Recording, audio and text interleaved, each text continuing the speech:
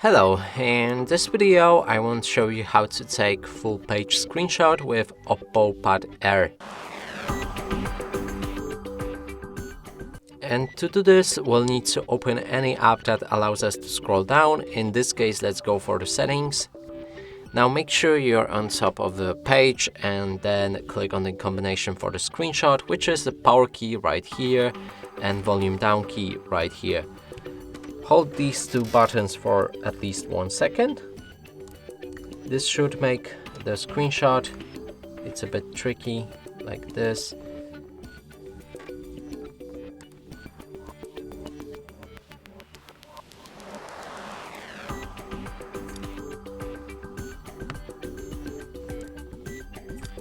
Now when you make a screenshot, you will see this pop-up right here. Click on scroll.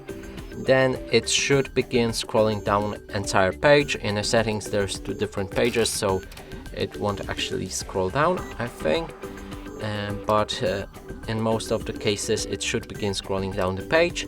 You can click on OK when you're satisfied with the amount of screenshot amount of the page that was already scrolled down with that screenshot, or wait till it reaches the bottom, and that way you make a full page screenshot.